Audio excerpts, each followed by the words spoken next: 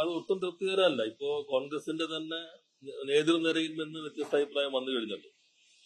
ഇതിനകത്ത് കാണേണ്ടത്, ഒരു ബജറ്റിൽ ഒരു നികുതി നിർദ്ദേശം വന്നാൽ, ഒരു നയം കൊണ്ട് അത് അംഗീകരിക്കപ്പെട്ട് കഴിഞ്ഞാൽ, ഒരു നയം കൊണ്ട് അതിനെ മാറ്റാൻ കഴിയില്ല.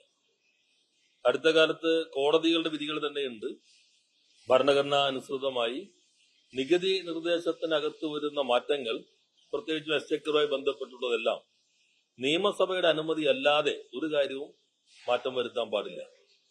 അപ്പൊ നിയമസഭ നികുതി ഘടന അംഗീകരിച്ചു കഴിഞ്ഞാൽ പിന്നെ നയത്തിൽ ഞങ്ങൾക്ക് വിൽക്കാൻ അനുവദിക്കില്ല എന്ന് പറഞ്ഞാൽ സ്വാഭാവികമായിട്ടും അത്തരം കമ്പനികൾക്ക് കോടതിയിൽ പോകാം. എളുപ്പത്തിൽ അവർക്ക് അനുകൂലമായ വിധി ഉണ്ടാകും.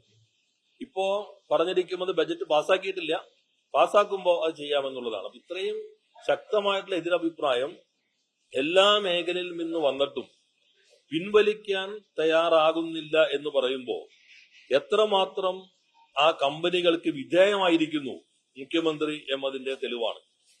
അല്ലെങ്കിൽ ഇത്തരത്തിലുള്ള വിവാദങ്ങൾ മുന്നണിക്കകത്തുനിന്ന്, പാർട്ടിക്കകത്തുനിന്ന്, പ്രധാന നേതാക്കന്മാരിൽ നിന്ന്, പൊതുസമൂഹത്തിൽ നിന്നെല്ലാം ഉയർന്നു വരുമ്പോ ഈ ഘട്ടത്തിൽ അത് പിൻവലിക്കേണ്ടതായിരുന്നു. അതിവേഗതയിൽ ഇത്തരം ആനുകൂല്യം നൽകാൻ തീരുമാനിച്ചത് അത് നേരത്തെയുള്ള ധാരണയുടെ ഭാഗമാണ്. കേരളീയ സമൂഹം ശരിയായ രൂപത്തിൽ തന്നെ ഇത് തിരിച്ചറിയും എന്നാണ് ഞാൻ മനസ്സിലാക്കുന്നത്. വണ്ടിയുടെ പുറകിൽ കുതിരയെ കെട്ടാന്നാണ് ഇപ്പൊ പറഞ്ഞുകൊണ്ടേയിരിക്കുന്നത്. അത് അദ്ദേഹം പരിണതപ്രജ്ഞനായ പാർലമെന്റേറിയൻ എന്നൊക്കെയാണല്ലോ എല്ലാവരും വിശേഷിപ്പിക്കുക. എല്ലാം പഠിച്ചു പറയുന്ന ആളാണല്ലോ. ബജറ്റിന്റെ പ്രാഥമികമായ തത്വങ്ങളെല്ലാം അറിയാവുന്ന ഒരാൾ പിന്നെ നയം തീരുമാനിക്കട്ടെ, വിൽക്കണോ വേണ്ടേ എന്നുള്ളത് നികുതി പ്രഖ്യാപിച്ചതിന് ശേഷം, അംഗീകരിച്ചതിന് ശേഷം തീരുമാനിക്കാം എന്ന് പറയുമ്പോൾ അത് അവതരിപ്പിക്കുന്ന വാചക കസർത്ത് കൊണ്ട് ജനങ്ങളുടെ മുൻപിൽ ഒരു നിമിഷം പോലും വിൽക്കാൻ പ്രാപ്തമായിട്ടൊരു വാദമുഖമല്ല. അല്ല, അത് കമ്പനിക്ക് അനുകൂലമായിട്ട് നിലപാടാണ്. അല്ലെങ്കിൽ ഇന്നലെ തന്നെ അത് പിൻവലിച്ചുകൊണ്ടുള്ള പ്രഖ്യാപനമാണ്. ഈ ശരിയായ രൂപത്തിൽ മറ്റ് ഘടകങ്ങളൊന്നും അഭിപ്രായത്തെ സ്വാധീനിച്ചില്ലെങ്കിൽ നടത്തേണ്ടിയിരുന്നത്, അത് നടത്താതിരിക്കുന്നത് ഇത്തരത്തിലുള്ള പല ഘടകങ്ങളുടെ ഭാഗമായിട്ടെന്നാണ് മനസ്സിലാക്കേണ്ടത്.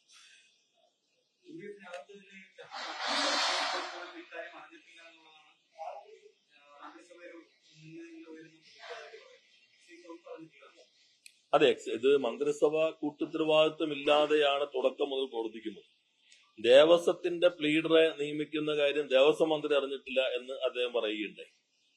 വിദേശ മദ്യവുമായി ബന്ധപ്പെട്ട കാര്യങ്ങൾ ഒന്നും തന്നെ തന്റെ വകുപ്പ് അറിയുന്നില്ല എന്ന് എക്സൈസ് വകുപ്പ് മന്ത്രി പറയുകയുണ്ടായി. അതേപോലെ തന്നെ പല കാര്യങ്ങൾക്കകത്തും PSC തീരുമാനമെടുത്തു, അത് റദ്ദാക്കേണ്ടി വന്നു. ബന്ധപ്പെട്ട വകുപ്പുകളൊന്നും അറിയാതെ പോകുന്നു എന്ന് പറയുമ്പോൾ ഒരു കൂട്ടുത്തരവാദിത്വം ഒരു മാസം തികയുന്നതിന് മുൻപ് തന്നെ ഈ മന്ത്രിസഭയ്ക്ക് നഷ്ടപ്പെട്ടിരിക്കുന്നു എന്നതിന്റെ പ്രകടമായ തെളിവാണ്.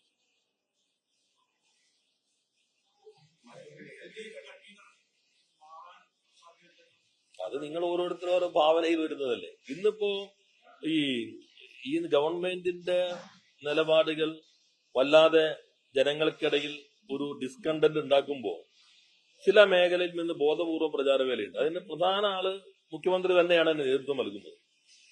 ബജറ്റ് അവതരിപ്പിച്ചു കഴിഞ്ഞപ്പോ പ്രതിപക്ഷ നേതാവും പ്രതിപക്ഷവും നടത്തിയ വിമർശനം ഇത് സ്വകാര്യവൽക്കരണത്തിന് വേണ്ടിയുള്ള ബജറ്റാണ് എന്നുള്ളതാണ്. അതിനുശേഷം മുഖ്യമന്ത്രി പത്രസമ്മേളനം നടത്തിയപ്പോൾ അദ്ദേഹം പറഞ്ഞു, ഞങ്ങൾ സ്വകാര്യ മൂലധനത്തെ കൊണ്ടുവരും, അതിനുവേണ്ടിയാണ് ഞങ്ങൾക്ക് അംഗീകാരം നൽകിയിട്ടുള്ളത്. 25 വർഷം പുറകിലാണ് കേരളം. കേരളത്തിലെ 25 വർഷം മുമ്പോട്ട് കൊണ്ടുപോകാനാണ് ഞങ്ങൾ ശ്രമിക്കുന്നത്. നമ്മുടെ ചെറുപ്പക്കാർക്ക് ജോലി വേണം, അതുകൊണ്ട് സ്വകാര്യ വ്യവസായങ്ങളോട് വേണം. ഇപ്പൊ എന്താണോ പ്രതിപക്ഷം പറഞ്ഞത് അതിനെ തങ്ങളുടെ താല്പര്യത്തിന് വേണ്ടി ബോധപൂർവം ഡൈവേർട്ട് ചെയ്തു. ഇപ്പൊ കഴിഞ്ഞ 10 വർഷവും സ്വകാര്യ മൂലധനം കൊണ്ടുവരുന്നതിന് വേണ്ടിയുള്ള ശ്രമങ്ങൾ നന്നായി ഞങ്ങൾ നടത്തിയിട്ടുണ്ട്. ഞങ്ങൾ വേൾഡ് എക്കണോമിക് ഫോറത്തിൽ വരെ പോയിട്ടുണ്ട്. നിരവധി വൻകിട വ്യവസായങ്ങൾ കേരളത്തിലേക്ക് വന്നിട്ടുണ്ട്. സ്വകാര്യ മൂലധനത്തിനല്ല ഇതിന്. തന്ത്രപ്രാധാന്യമായ മേഖലകൾ സ്വകാര്യ വൽക്കരണത്തിനാണ് എതിർക്കുന്നത്. എന്നുവെച്ചാൽ അവർക്ക് പൂർണ്ണമായും വിട്ടുകൊടുക്കുന്നു. അപ്പൊ അതിന് ഉപോത്ഭകമായി ഇന്ന് ഒരു പത്രം എഴുതിയിരിക്കുന്നത് മോണോസൈറ്റിന്റെ വാല്യൂ അഡീഷന് പിണറായി ഗവൺമെന്റ് സമയത്ത് തിടുക്കത്തിൽ അനുമതി നൽകി. യഥാർത്ഥത്തിൽ ഇവിടെ ഖനനത്തെ കുറിച്ച് എല്ലാവരും ചർച്ച ചെയ്യുമ്പോൾ കോൺഗ്രസിനകത്ത് തന്നെ വ്യത്യസ്ത വരുമ്പോ നേരെ മുഖ്യമന്ത്രി ഇന്നലെ പറഞ്ഞത് ഞങ്ങൾ ഖനനം വിട്ടുകൊടുക്കുന്നില്ല, ഒരു കോറിഡോർ കേന്ദ്രത്തിന്റേതാണ്, അതിനകത്ത് ഇന്ന കമ്പനി പൊതുമേഖലാ കമ്പനികളാണുള്ളത്. യഥാർത്ഥത്തിൽ അങ്ങനെ ഒരു വാചക കസർത്ത് കൊണ്ട് മറച്ചു വെക്കാൻ കഴിയുന്നതാണോ യാഥാർത്ഥ്യം? നിങ്ങൾ 2 ബജറ്റ് പ്രസംഗങ്ങൾ നോക്കിക്കോളൂ. ശ്രീ കെ എൻ ബാലഗോപാൽ ധനകാര്യമന്ത്രി എന്ന നിലയിൽ അവതരിപ്പിച്ച ബജറ്റ് പ്രസംഗത്തിൽ ഈ ക്രിട്ടിക്കൽ മിനറൽ കോറിഡോർ ഉണ്ട്, 100 കോടി വകയിരുത്തിയിട്ടുണ്ട്. ഇവിടെയും ക്രിട്ടിക്കൽ മിനറൽ കോറിഡോർ ഉണ്ട്, 100 കോടി വകയിരുത്തിയിട്ടുണ്ട്. കെ എൻ ബാലഗോപാൽ അവതരിപ്പിച്ച ബജറ്റിൽ സ്പെസിഫിക് ആയിട്ട് പറയുന്നത് KMML, Keltron, NFTDC, non ferrous material technology development centre കേന്ദ്ര സ്ഥാപനമാണ്. ഇവർ പാർട്ടിസിപ്പേറ്റ് ചെയ്യുന്ന ഒരു കൺസോർഷ്യം ഉണ്ടാകും. സ്വാഭാവികമായിട്ടും അതിനകത്ത് മിഷനാണ്, അതിനകത്ത് ടെക്നോളജിക്ക് പുറത്തുനിന്ന് ആശ്രയിക്കേണ്ടി വരും. ഞങ്ങൾ തന്നെ ലിഥിയം ബാറ്ററി ഡെവലപ്പ് ചെയ്ത് കഴിഞ്ഞ ഘട്ടത്തിൽ കെൽട്രോണും ടൈറ്റാനിയവും ഡിസ്കും ഒപ്പം തന്നെ ടാറ്റ പവറും ചേർന്നിട്ടാണ് ഞങ്ങൾ ഡെവലപ്പ് ചെയ്തത്. പക്ഷെ നിയന്ത്രണം ഗവൺമെന്റ് സംവിധാനത്തിനകത്താണ്. എന്തുകൊണ്ട് മുഖ്യമന്ത്രി ശ്രീ VD സതീശൻ അവതരിപ്പിച്ച ബജറ്റിൽ ആ പ്രസംഗത്തിൽ ഈ 3 കമ്പനികളുടെ പേര് മാത്രം വിട്ടുപോയി? ക്രിട്ടിക്കൽ മിനറൽ മിഷനുണ്ട്, 100 കോടിയുണ്ട്, മുകളിൽ സ്വകാര്യ മൂലധനത്തെ ആകർഷിക്കുന്നു പറയുന്നുണ്ട്. ഈ ഭാഗം 3 പൊതുമേഖലാ സ്ഥാപനങ്ങളുടെ മുൻകൈയിലായിരിക്കും എന്ന ഭാഗം എന്തുകൊണ്ട് വിട്ടുപോയി? ഇന്നലെ പ്രസംഗത്തിൽ ആ ഭാഗം എങ്ങനെ കയറി വന്നു? ധനകാര്യമന്ത്രി ബാലഗോപാൽ ആയിരുന്ന സന്ദർഭത്തിൽ അവതരിപ്പിച്ച 3 കമ്പനികളുടെ പേര് ഇന്നലെ മറുപടി പ്രസംഗത്തിൽ വന്നു. അപ്പൊ അദ്ദേഹത്തിന്റെ പ്രസംഗത്തിൽ ബോധപൂർവം വിട്ടുകളഞ്ഞു. ഇന്നലെ ആശയക്കുഴപ്പമുണ്ടാക്കാനായിട്ട് ഇന്നലെ അത് കൂട്ടിച്ചേർക്കുകയും ചെയ്തു. ഞങ്ങളിപ്പോ മോണോസൈറ്റ് ഇന്ന് മനോരമ വാർത്തയിൽ കാണുന്നത് ആണവ വകുപ്പിന്റെ അനുമതി കിട്ടുന്നതിന് മുൻപ് തന്നെ അനുമതി നൽകി. ഈ തെരഞ്ഞെടുപ്പ് കഴിഞ്ഞ് വോട്ടെണ്ണലിന് ഇടവേളയിലാണ് ഈ തിടുക്കത്തിൽ. ഇതൊരു ആർക്ക് വേണ്ടിയാണെന്ന് വ്യക്തമാണ്. പക്ഷെ നിങ്ങൾ ആ ഓർഡർ ഒന്ന് വെറുതെ ഫോട്ടോ എടുത്തിട്ട് സൂം ചെയ്ത് നോക്കിയാൽ പത്രത്തിലുള്ളത് അവർ കൃത്യമായി പറയുന്നുണ്ട്, only after obtaining permission from central government and state government statutory and administrative sections. കൃത്യമായിട്ട് അതിൽ തന്നെ നിങ്ങൾക്ക് കാണാൻ കഴിയും. അതിൽ കാണേണ്ടത് മോണോസൈറ്റ് നമ്മൾ നേരത്തെ ഉപയോഗിച്ചിരുന്നില്ല. KMML IRക്ക് ഉപയോഗിക്കാൻ IR ഉപയോഗിച്ച് തുടങ്ങി. വാല്യൂ അഡീഷൻ നമ്മളും വാല്യൂ അഡീഷൻ ആണ്.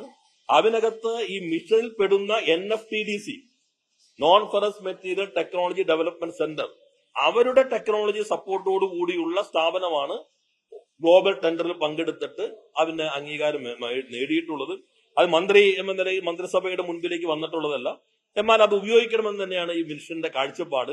ആ കാഴ്ചപ്പാട് അനുസരിച്ചിട്ട് കേന്ദ്രത്തിന്റെയും കേരളത്തിന്റെയും അനുമതിയോടുകൂടി മാത്രമേ നൽകൂ എന്നുള്ളത് ഒരു ആശയക്കുഴപ്പം ഉണ്ടാക്കാനായിട്ടൊരു ടിപ്പണി ഈ കൂട്ടത്തിൽ ചെയ്യുന്നു എന്ന് മാത്രം കണ്ടാൽ മതി. അവിടെയും പൂർണ്ണമായിട്ടും സ്വകാര്യ മേഖലയ്ക്ക് വിട്ടുകൊടുക്കലാണ്.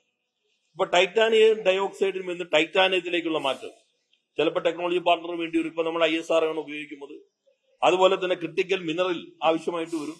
പക്ഷെ നിയന്ത്രണം KMML, കെൽട്രോൺ, ഈ NFTDC അതിലേക്കായിരിക്കണം. യഥാർത്ഥത്തിൽ ആ മേഖലയിലെ ശ്രീ VD സതീശന്റെ ബജറ്റ് പ്രസംഗം മോഡി സർക്കാരിനെ പോലും അത്ഭുതപ്പെടുത്തുന്നതാണ്. മോഡി സർക്കാരിന്റെ ക്രിട്ടിക്കൽ മിനറൽ മിഷൻ, അത് നമ്മുടെ സ്റ്റേറ്റ് ബഡ്ജറ്റിന് ശേഷമാണ് അവർ പ്രഖ്യാപിച്ചത്. ആ മിഷനകത്ത് കോൾ ഇന്ത്യ, NFTDC, IIT ഇങ്ങനെയുള്ള പൊതുമേഖലാ സ്ഥാപനങ്ങൾക്ക് മുൻകൈയുള്ളതാണ് കേന്ദ്രം പ്രഖ്യാപിച്ചിട്ടുള്ള ക്രിട്ടിക്കൽ മിനറൽ മിഷൻ. അപ്പോഴാണ് നമ്മുടെ ബജറ്റിൽ ഉണ്ടായിരുന്ന 3 പൊതുമേഖലാ കമ്പനികളെ പൂർണ്ണമായിട്ട് ഒഴിവാക്കിക്കൊണ്ട് ബജറ്റ് പ്രസംഗത്തിനകത്ത് ഈ സ്വകാര്യ മൂലധനം മാത്രം പരാമർശിച്ചിട്ടുള്ളത്. അത് കയ്യോടെ പിടിക്കപ്പെട്ടപ്പോ വീണിടത്ത് കിടന്ന് ഉരുളുന്ന ഒരു സമീപനമാണ് മറുപടിയിൽ ആ കമ്പനികളുടെ പേരെടുത്ത് പറഞ്ഞിട്ടുള്ള പരാമർശം. അത് ആ ഭാഗം പറഞ്ഞത് കരിമണൽ മേഖലയ്ക്ക് നമുക്ക് ഉപയോഗിക്കേണ്ടത് തന്നെയാണ്. അത് ഉപയോഗിക്കാനേ പാടില്ല എന്നതിലൊന്നും ഗവൺമെന്റ് ഞങ്ങൾക്കും അഭിപ്രായമില്ല. പക്ഷെ അതിന്റെ നിയന്ത്രണം ഖനനം പൂർണ്ണമായിട്ടും പൊതുമേഖലയിലായിരിക്കും. ഇപ്പോ ഇന്നലെ മുഖ്യമന്ത്രി പറയുന്ന കേട്ടു, ആലപ്പുഴയിൽ നിന്ന് നിങ്ങൾ എടുക്കുന്നത് എന്നെ കൊണ്ടൊന്നും പറയിപ്പിക്കണ്ടാട്ടോ. അതേനെ പറയാലോ. എന്നുവെച്ചാൽ ആലപ്പുഴയിൽ നിന്ന് എടുക്കുന്നത് അതിന് പാരിസ്ഥിതിക പ്രശ്നമുണ്ട്, അതൊക്കെ ചർച്ച ചെയ്തോട്ടെ, കോടതിയുടെ ഡയറക്ഷൻ ഉണ്ട്. അത് എടുക്കുന്നത് KMML 50%, IR 50%. IR എടുക്കുന്നത് സെപ്പറേറ്റ് ചെയ്ത് കിട്ടുന്ന ഇലുമിനേറ്റ് KMML മാത്രമേ കൊടുക്കാവൂ എന്ന് കരാർ ഒപ്പിട്ടിട്ടാണ് കൊടുത്തിരിക്കുന്നത് അവർക്ക്. ഇനി KMML കേരളത്തിലല്ല ഒരു കമ്പനിക്കും ഇലുമിനേറ്റ് വിൽക്കുന്നേ ഇല്ല. കാരണം KMML ആവശ്യമായ ഇലുമിനേറ്റിന്റെ പകുതിക്ക് താഴെയാണ് അവർ സെപ്പറേറ്റ് ചെയ്തെടുക്കുന്നുള്ളൂ. KMML കഴിഞ്ഞാൽ ബാക്കി IR വാങ്ങിക്കുക ചെയ്യുന്നത്. അപ്പൊ KMML ഇന്ന കമ്പനിക്ക് കൊടുക്കുന്നു എന്നൊക്കെ പറയും. മുഖ്യമന്ത്രിയല്ലേ എല്ലാ കടലാസ് പഴയ പ്രതിപക്ഷത്തിരിക്കുമ്പോ പറഞ്ഞതൊന്നും അല്ലല്ലോ ഭരണപക്ഷം ഇന്നിപ്പോ ആധികാരികമായി പറയുമ്പോ കടലാസും ഫയലൊക്കെ നോക്കിയിട്ട് വേണ്ടേ ഇതിനകത്ത് പറയാനുള്ളത്. അപ്പൊ ആശയക്കുഴപ്പം സൃഷ്ടിച്ച് ഈ നേരത്തെ പറഞ്ഞ ഘടകവിരുദ്ധമായി ഈ നാടിനെ കൊള്ളയടിക്കാനുള്ള അവസരമാണ് കൊടുക്കുന്നത്. സ്വകാര്യ മൂലധനത്തെ അല്ല ആളുകൾ എതിർക്കുന്നത്, ഈ തന്ത്രപ്രധാന മേഖലകൾ സ്വകാര്യവൽക്കരണത്തെയാണ്. ആശയക്കുഴപ്പം ഉണ്ടാക്കാനായിട്ട് രണ്ടിനെ കൂട്ടി ഇഴക്കേണ്ട കാര്യമില്ല എന്നാണ് സൂചിപ്പിക്കുന്നത്. കൂടുതൽ വാർത്തകൾക്ക് news 18 Keralam YouTube channel subscribe ചെയ്യുക.